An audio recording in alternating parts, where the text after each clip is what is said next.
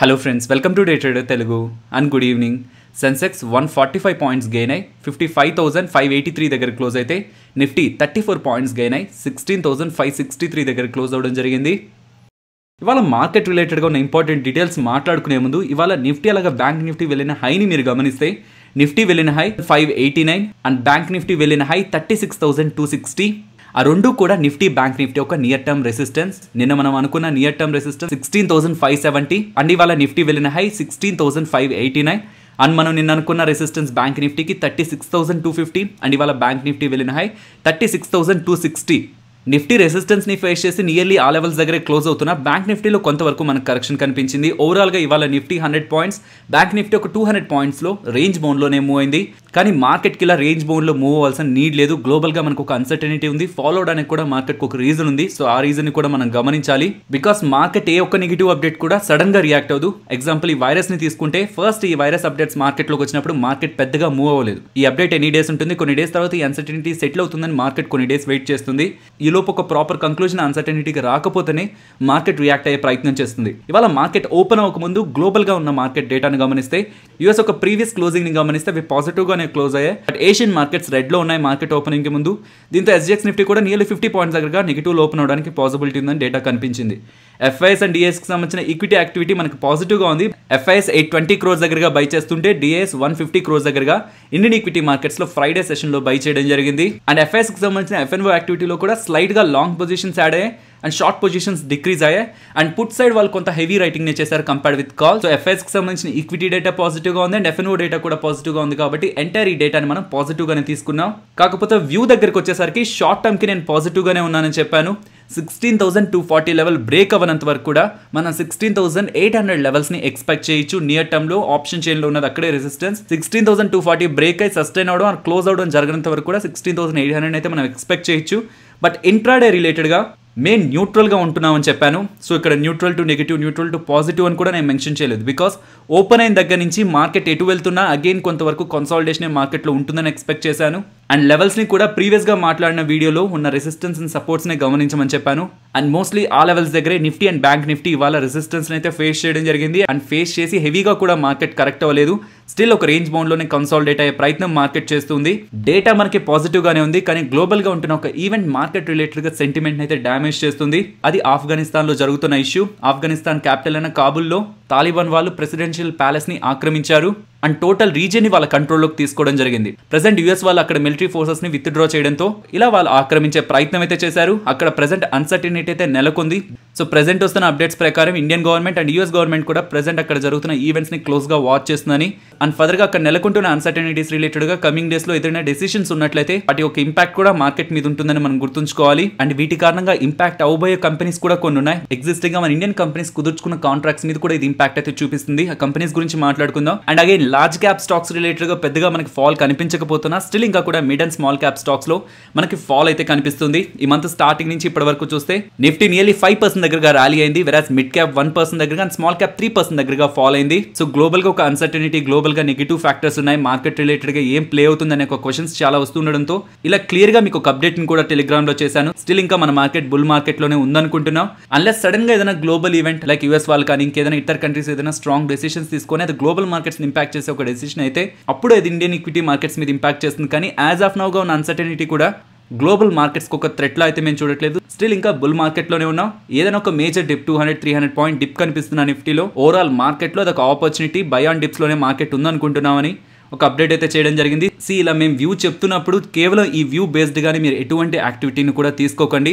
Because మేము side వేస్లో ఉండొచ్చు, means ఎటువంటిది చెప్పకుండా ఉన్న అప్డేట్స్ని వరకు షేర్ చేసి న్యూట్రల్గా ఉండే ప్రయత్నం చేయొచ్చు. సో దట్ కమింగ్ డేస్లో మార్కెట్ పెరుగుతున్నా తగ్గుతున్నా ఎటువంటి బ్లేమ్ కూడా మాకు రాదు. కానీ గ్లోబల్గా ఇలా జరుగుతుంది, నెక్స్ట్ మార్కెట్కి ఏమవుతుంది, నెక్స్ట్ మార్కెట్ ఎలా ఉంటుంది అని వస్తున్న క్వశ్చన్కి ప్రెసెంట్ మాకున్న వ్యూని షేర్ చేసే ప్రయత్నం చేస్తుంటాం. సో ఏం చేస్తున్నా ప్రాపర్ స్టాప్ లాస్తోనే చేయండి. Proper stop loss and proper risk reward సిస్టమ్ని మేనేజ్ చేస్తూనే ఎటువంటి ట్రేడ్లోకైనా ఎంటర్ అవ్వండి. బికాస్ డేటా ఏ పాయింట్లో అయినా మార్కెట్లోకి రిలీజ్ అవ్వచ్చు అండ్ ఆ డేటా కారణంగా ప్రీవియస్గా మనకున్న ఒపీనియన్స్ డైనమిక్గా మార్కెట్లో మారుతూ కూడా ఉండొచ్చు. కాబట్టి లెవెల్ బేస్డ్గా యాక్టివిటీ తీసుకుంటుంటే మనకు ఒక క్లారిటీ ఉంటుంది ఏ పాయింట్లో మనం మార్కెట్ నుంచి ఎగ్జిట్ అవ్వాలి, సెల్ పొజిషన్స్ని క్రియేట్ చేయాలని. కాబట్టి మార్నింగ్ అప్డేట్లో నేను లెవెల్స్ని కూడా మెన్షన్ చేస్తున్నాను. అలాగే ఆఫ్ఘనిస్తాన్లో కొనసాగుతున్న ఈ అన్సర్టనిటీతో తేజస్ నెట్వర్క్స్, కేఈసీ ఇంటర్నేషనల్ అలాగే కల్పతరు పవర్ అయితే ఇంపాక్ట్ అవడం జరిగింది. చాలా డేస్ నుంచి అప్పర్ సర్క్యూట్ లో వెళ్తున్న తేజస్ నెట్వర్క్స్ ఇవాళ లోయర్ సర్క్యూట్ కు వెళ్ళడం జరిగింది. బికాస్ వీళ్ళు ప్రీవియస్ గా ఆఫ్ఘనిస్తాన్ కి సంబంధించిన ఏషియా కన్సల్టెన్సీ గ్రూప్ తో ఒక మల్టీ ఇయర్ కాంట్రాక్ట్ అయితే కుదుర్చుకున్నారు. అక్కడి నెట్వర్క్ రిలేటెడ్ గా నెట్వర్క్ గేర్ ని తేజస్ నెట్వర్క్ వాళ్ళు సప్లై చేయబోతున్నట్టు ప్రీవియస్ గా జనవరి 27న అప్డేట్ చేయడం జరిగింది. బట్ ఇప్పుడు అక్కడ అన్సర్టనిటీ నెలకొనడంతో ఆ మల్టీ ఇయర్ కాంట్రాక్ట్ రిలేటెడ్ గా వస్తున్న క్వశ్చన్ మార్క్స్ తేజస్ నెట్వర్క్స్ ని నెగిటివ్ గా ఇంపాక్ట్ చేస్తుంటే, వెరాస్ కేఈసీ ఇంటర్నేషనల్ కి వస్తున్న డిసడ్వాంటేజ్ ఏంటంటే ప్రీవియస్ గా అక్కడున్న గవర్నమెంట్, ఆఫ్ఘనిస్తాన్ గవర్నమెంట్ అక్కడ పవర్ ఇన్ఫ్రాస్ట్రక్చర్ ని డెవలప్ చేయాలనుకుంది. నియర్లీ 1500 కిలోమీటర్స్ దగ్గరగా ట్రాన్స్మిషన్ లైన్స్ ని అలాగే 34 సబ్ స్టేషన్స్ ని అక్కడ ఎస్టాబ్లిష్ చేయాలనుకున్నారు 2025 నాటికి. దీంతో కేఈసీకి మంచి అడ్వాంటేజ్ ఉంటుందని లాస్ట్ యాన్యువల్ రిపోర్ట్లో కేఈసీ వాళ్ళు అయితే అప్డేట్ చేశారు. సో దీంతో ఫ్యూచర్లో కేఈసీ ఇంటర్నేషనల్ రిలేటెడ్గా అక్కడ బిజినెస్ ఎలా ఉంటుందని అన్సర్టనిటీ అయితే ప్రెసెంట్ క్రియేట్ అయింది. అలాగే కల్పతరు పవర్ రిలేటెడ్గా కూడా అక్కడ కొన్ని కాంట్రాక్ట్స్ ఉన్నాయి. సో ఇన్ ఫ్యూచర్ వీటి రిలేటెడ్గా బిజినెస్ ఇంపాక్ట్ అవుతుందన్న ఒక నెగిటివ్ ఎక్స్పెక్టేషన్స్తో ఈ స్టాక్స్లో ఇవాళ నెగిటివిటీ అయితే కనిపించడం జరిగింది. నెక్స్ట్ ఎలక్ట్రిక్ వెహికల్స్ లో స్కూటర్స్ గురించి మాట్లాడుకోవాలి. బికాస్ ఓలా వాళ్ళు S1 అలాగే S1 Pro మోడల్స్ అయితే రిలీజ్ చేశారు. అండ్ ఎగ్జిస్టింగ్ ఉన్న ఎలక్ట్రిక్ వెహికల్ స్కూటర్ మార్కెట్ ని ఓలా దగ్గర నుంచి చూస్తున్న వెహికల్ ఏ రకంగా కాంపిటీషన్ ఇవ్వబోతున్నా అనే డేటాను కూడా గమనించే ప్రయత్నం చేద్దాం. సో వీళ్ళు 2 వేరియంట్స్ ని లాంచ్ చేశారు. ఒకటి S1, ఇంకోటి S1 Pro. అండ్ వాటి రిలేటెడ్గా కీ డీటెయిల్స్ ఇక్కడ మీకు స్క్రీన్ పైన కనిపిస్తుంటాయి. కాకపోతే ఈ రెండింటిని కాకుండా ఎగ్జిస్టింగ్ గా మార్కెట్లో ఉన్న ఇతర మోడల్స్తో కూడా ఈ డేటాని కంపేర్ చేస్తే ఇప్పుడు వస్తున్న ఈ 2 మోడల్స్లో ఓలా S1 ప్రైసింగ్ 1 lakh దగ్గర, S1 Pro ప్రైసింగ్ 1,30,000 దగ్గరగా ఉంది. 1 lakh అంటున్న ఈ వెహికల్ ఒకసారి ఛార్జ్ చేస్తే 121 కిలోమీటర్స్ వరకు వెళ్తుందని, అండ్ 1,30,000 అంటున్న వెహికల్ ఒకసారి ఛార్జ్ చేస్తే 180 కిలోమీటర్స్ వరకు 181 కిలోమీటర్స్ వరకు వెళ్తుందని వీళ్ళైతే అప్డేట్ చేస్తున్నారు. ఎగ్జిస్టింగ్ గా మార్కెట్లో ఉన్న ఎలక్ట్రిక్ వెహికల్ స్కూటర్స్తో కంపేర్ చేస్తే చాలా ఎక్కువగానే కనిపిస్తుంది. అండ్ కమింగ్ డేస్లో ఇంకొన్ని ఎలక్ట్రిక్ వెహికల్ స్కూటర్స్ కూడా వస్తాయంటున్నారు. అవి ఈ రేంజ్ కంటే కూడా బెటర్ రేంజ్ ఇస్తాయి. మీన్స్ ఒకసారి ఛార్జ్ చేస్తే ఇంకా ఎక్కువ దూరం వెళ్ళగలుగుతాయి అనేలాగా మార్కెట్లో అప్డేట్స్ అయితే కనిపిస్తున్నాయి. అండ్ ఈ డీటెయిల్స్ ఫర్దర్గా మాట్లాడుకునే ముందు ఇండియన్ 2-వీలర్ స్కూటర్ మార్కెట్ ఎలా ఉందో గమనించాలి. హోండా వాళ్ళు నియర్లీ 52% ఆఫ్ స్కూటర్ మార్కెట్ని హోల్డ్ చేస్తుంటే టీవీఎస్ వాళ్ళు సెకండ్ పొజిషన్లో నియర్లీ 20% ఆఫ్ స్కూటర్ మార్కెట్ని హోల్డ్ చేస్తున్నారు. సో సెకండ్ ప్లేస్లోనే టీవీఎస్ వాళ్ళు ఆల్రెడీ ఎలక్ట్రిక్ వెహికల్ స్కూటర్ని అయితే లాంచ్ చేశారు. అండ్ ఈవెన్ బజాజ్ వాళ్ళు కూడా లాంచ్ చేశారు 1 year బ్యాకే. కాకపోతే ప్రెసెంట్ ఓలా వాళ్ళు తీసుకొస్తున్న ఈ వెహికల్స్కి వాటికి కంపారిజన్ లేదు. యాజ్ ఆఫ్ నౌగా ఉన్నదైతే స్కూటర్ మార్కెట్ రిలేటెడ్ ఒక స్ట్రాంగ్ డిస్రప్షన్ ఓలా దగ్గర నుంచి అండ్ ఇతర కంపెనీస్ దగ్గర నుంచి కనిపిస్తున్న విషయం అయితే మనం గుర్తుంచుకోవాలి. అండ్ ఈ సెగ్మెంట్లో 52% దగ్గరగా మార్కెట్ షేర్ని హోల్డ్ చేస్తున్న హోండా వాళ్ళు ఎటువంటి ఎలక్ట్రిక్ వెహికల్ కూడా లాంచ్ చేయలేదు. ఇక్కడ కనిపిస్తున్న హీరో ఎలక్ట్రిక్ వేరు, మార్కెట్లో లిస్ట్ అయిన హీరో మోటోకాప్ వేరు. హీరో మోటోకాప్ వాళ్ళు చెప్తున్నది బై 2022 ఒక ఫాస్ట్ ఛార్జింగ్ ఎలక్ట్రిక్ స్కూటర్ అయితే వీళ్ళు మార్కెట్లోకి తీసుకొస్తారని.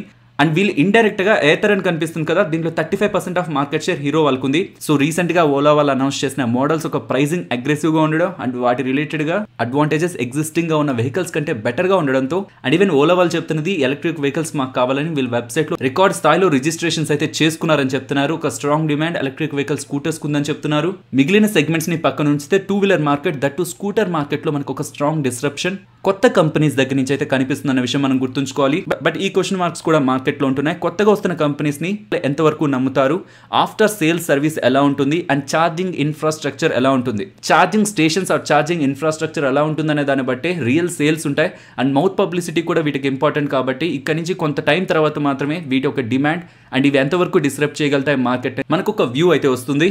అండ్ ఈ ఎలక్ట్రిక్ వెహికల్స్ రిలేటెడ్గా ఇలాంటి అప్డేట్స్ వస్తూ ఉండేసరికి వీటి రిలేటెడ్గా ఉన్న కంపెనీస్లో మనకి ఇవాళ స్ట్రాంగ్ మూవ్ అయితే కనిపిస్తుంది. అలాగే ఒలెక్ట్రా గ్రీన్ టెక్ కూడా వీళ్ళకి 50 బసెస్ ఎలక్ట్రిక్ వెహికల్ బసెస్ దగ్గరగా తయారు చేయమని స్టేట్ ట్రాన్స్పోర్ట్ అథారిటీస్ దగ్గర నుంచి అప్డేట్ వచ్చిందని చెప్తున్నారు. సో ఇలా 70 crore ఆర్డర్ వీళ్ళకి రావడంతో స్టాక్ ఇవాళ 4% దగ్గరగా మూవ్ అయింది. నెక్స్ట్ రిలయన్స్ ఇండస్ట్రీస్ గురించి మాట్లాడుకోవాలి. వీళ్ళ ఒక పాయింట్ ఆఫ్ టైంలో సౌదీ అరేబియా వాళ్ళు రిలయన్స్ ఇండస్ట్రీస్ కి సంబంధించిన ఆయిల్ అండ్ కెమికల్ బిజినెస్ లో వాటాను కొనేందుకు ప్రయత్నిస్తున్నారని, నియర్లీ 20% దగ్గరగా వాటాను కొనబోతున్నారని, అండ్ ఆ ఒక డీల్ కూడా $20 to $25 billion దగ్గరగా ఉండబోతుందని మనకు ఒక అప్డేట్ అయితే రావడం జరిగింది. అండ్ దాని రిలేటెడ్గా డీటెయిల్ ఇన్ఫర్మేషన్ మీకు 11:35కి అండ్ టెలిగ్రామ్ ఛానల్లో కూడా అప్డేట్ అయితే ఉంటుంది. సో ఈ మొత్తం డేటాను సింపుల్గా మాట్లాడుకుంటే లాస్ట్ AGMలో ముఖేష్ అంబానీ గారు చెప్పింది ఎప్పటి నుంచో అనుకుంటున్న సౌదీ అరేబియా డీల్ని త్వరలోనే మేము కంప్లీట్ చేస్తాం. అలాగే రిలయన్స్ ఇండస్ట్రీస్ ఒక బోర్డులో సౌదీ అరేబియాకు సంబంధించిన చైర్మన్ కూడా తీసుకోవడం జరిగింది. అండ్ ప్రెసెంట్ వస్తున్న స్పెక్యులేషన్ ప్రకారం రిలయన్స్ ఇండస్ట్రీస్లో 20% దగ్గరగా వాటా, అది కూడా $20 to $25 billion దగ్గరగా వాల్యూ చేస్తూ తీసుకుంటున్నారండో. అండ్ అది కూడా మనీ రూపంలో కాకుండా సౌదీ అరామ్కోలో ఉన్న వాటాని రిలయన్స్ ఇండస్ట్రీస్ వాళ్ళకి ప్రొవైడ్ చేస్తారు అంటుండడంతో స్టాక్ ఇవాళ ఒక పాయింట్ సడన్ గా 2% వరకు ర్యాలీ అయ్యి 1% పాజిటివ్ గా అయితే క్లోజ్ అవడం జరిగింది. అండ్ ఐపీఓస్ ఒక లిస్టింగ్ మాట్లాడుకుంటే ఇవాళ 4 ఐపీఓస్ కూడా ఎక్స్పెక్టేషన్స్ కంటే బిలోనే లిస్ట్ అయ్యాయి. Including with Devyani international open అయిన దగ్గర నుంచి అవి కరెక్ట్ అవుతూనే ఉన్నాయి. మీన్స్ లిస్టింగ్ గెయిన్స్ అయితే ఫాలో అవుతూనే ఉంది. బట్ ఎగ్జారోటైల్స్ మాత్రమే లిస్ట్ అయిన దగ్గర నుంచి గెయిన్ అవడం జరిగింది. అండ్ ఫైనల్ క్లోజింగ్ చూస్తే ఫస్ట్ ప్లేస్ లో దివ్యాని ఇంటర్నేషనల్, సెకండ్ ప్లేస్ లో ఎగ్జారోటైల్స్, థర్డ్ ప్లేస్ లో Krishna diagnostics and fourth place లో విల్లాస్ బయోటెక్ లిస్ట్ అవడమే నెగిటివ్ గా లిస్ట్ అయింది. అండ్ లిస్ట్ అయిన తర్వాత కూడా ఫాలో అవుతూ నియర్లీ 11% దగ్గరగా అయితే నెగిటివ్ గా క్లోజ్ అయింది. నెక్స్ట్ రుచి సోయా గురించి మాట్లాడుకోవాలి ఫ్రెండ్స్. పతాంజలి వాళ్ళు 2019 లో రుచి సోయాని 4300 crores పెట్టి కొనుక్కున్నారు. ఇప్పుడు సేమ్ రుచి సోయాకి సంబంధించిన ఎఫ్పిఓని 4300 crores కి తీసుకొస్తున్నారు. మనం నిన్నే మాట్లాడుకున్నాం, ఫస్ట్ టైం వస్తుంటేనే ఐపీఓ, సెకండ్ టైం వస్తుంటే దాన్ని ఎఫ్పిఓ అంటారు, follow on public offer. Present Patanjali means వీళ్ళ ప్రమోటర్స్ కి 98.9% దగ్గరగా ఈ కంపెనీలో వాటా ఉంది. కానీ ఒక కంపెనీ మార్కెట్ లో లిస్ట్ అయిన తర్వాత విత్ ఇన్ 3 years ఆ కంపెనీలో మినిమం 25% అయిన పబ్లిక్ వాటాని హోల్డ్ చేసేలా ప్రమోటర్ చర్యలు తీసుకోవాల్సి ఉంటుంది. కాబట్టి ప్రమోటర్స్ ప్రెసెంట్ ఉన్న వాటా 98.9% వాటాని 75% కి డిసెంబర్ 2022 లోపు తీసుకురావాలి. కాబట్టి ఒకేసారి కాకుండా టైం టు టైం వాళ్ళ వాటాని ప్రమోటర్స్ సెల్ చేసేందుకు ప్రయత్నిస్తారు. అందులో భాగంగానే ఇప్పుడు 9% దగ్గరగా వాటాని సెల్ చేసేందుకు వీళ్ళు ప్రయత్నిస్తున్నారని, దాని ద్వారా నియర్లీ 4300 crores రైజ్ చేస్తున్నారని, అండ్ అలా వచ్చిన డబ్బుల్లో కూడా 60% ఆఫ్ మనీని వీళ్ళ డెట్ మీన్స్ అప్పులు తగ్గించుకోవడానికి యూజ్ చేస్తారన్నట్టు డేటా అయితే పబ్లిష్ అవుతుంది. అండ్ ఫార్టీస్ హెల్త్ కేర్ అలాగే అపోలో హాస్పిటల్స్ రెండు కూడా మంచి నెంబర్స్ ని పోస్ట్ చేశారని నిన్నటి వీడియోలో మాట్లాడుకున్నాం. కాకపోతే ఫార్టీస్ హెల్త్ కేర్ రిలేటెడ్ ఒక స్పెక్యులేటివ్ అప్డేట్ వస్తుంది. బికాస్ ఇది అఫీషియల్ గా బీఎస్సీ వెబ్సైట్ లో ఇంకా అప్డేట్ అవ్వలేదు. సో నేను చెక్ చేస్తున్నంత వరకు అయితే అఫీషియల్ గా ఇన్ఫర్మేషన్ బీఎస్సీలో అయితే అప్డేట్ అవ్వలేదు.